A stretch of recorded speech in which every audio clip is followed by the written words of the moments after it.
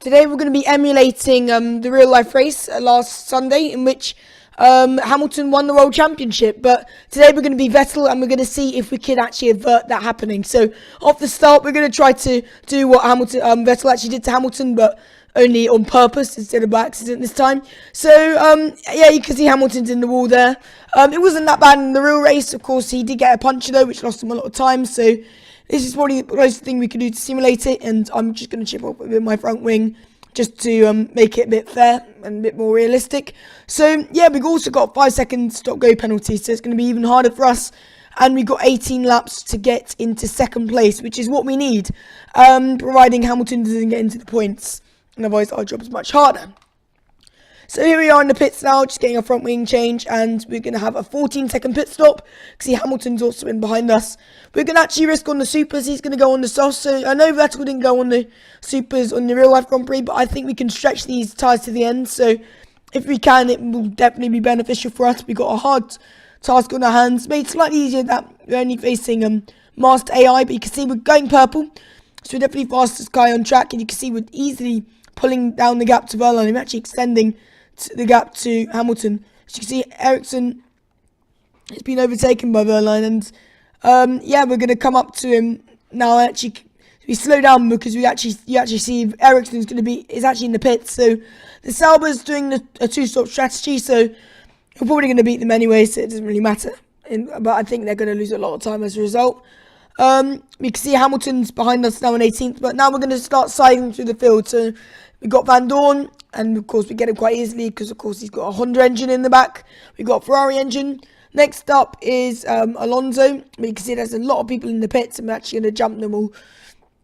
And of course, as we don't have to make an extra pit stop, this is for position, and you can see all the way up into 12th. So we've got 10 positions to make in 9 laps. So it's not impossible, but we are going to be on older tyres, so it's definitely going to be really hard, but we're just going to have to keep focus.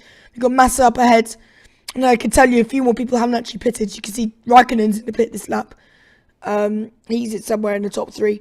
But you can see now we're actually going to try to pressure Massa, but no, through sector 3 it's quite hard to actually find a way past, and sector 2, so it's going to be down this long straight, which is our best overtaking opportunity. So here we are now.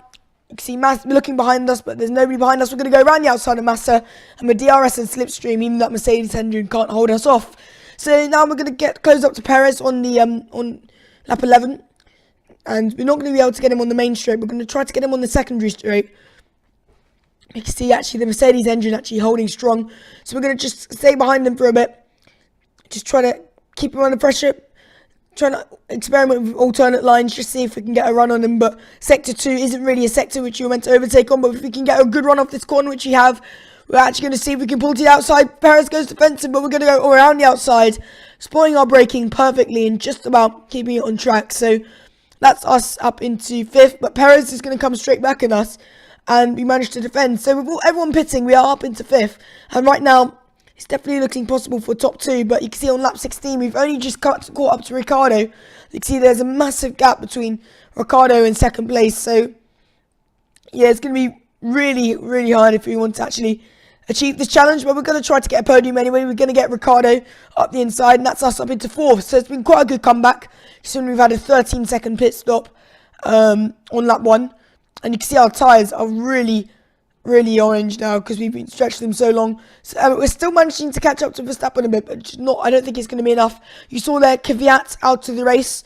Unfortunately, there isn't a mod right now to change him for Brendan Hartley, so we're going to have to stick with that for now. But of course, I've changed Sainz and Gasly to their corresponding teams. So you can see we just passed him on the yellow flags, but on the last lap now, it looks like we're going to have to settle for 4th. But we've got one last hope as Verstappen is stuck behind Ericsson, and Ericsson is a lap down. So if we can just hope that Ericsson holds him up enough. And you can see Raikkonen actually wins the race. So yeah, surprise there. And of course, he came 3rd in real life race, and we're going to come home for 4th. So yeah, not achieving the challenge and doing just as well as Vettel did in the real life Grand Prix. But I don't think it was a bad race at all, considering we had only 18 laps to do it.